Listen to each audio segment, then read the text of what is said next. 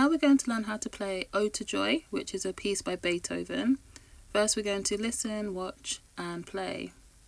These are the notes we're going to use again. Middle C to G. We're really going to make sure we know these. Okay, ready?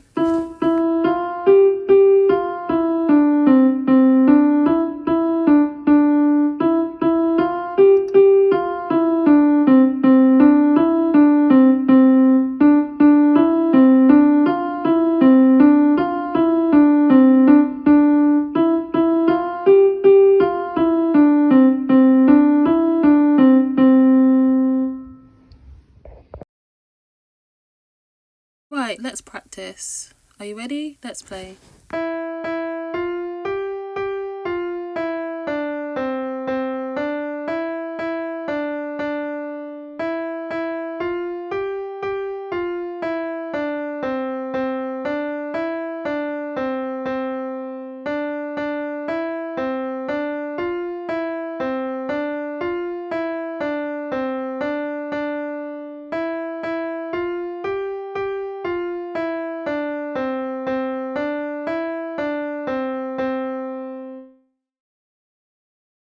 Now it's time to play with the rhythm. Listen to the beat, and when you're ready, let's play.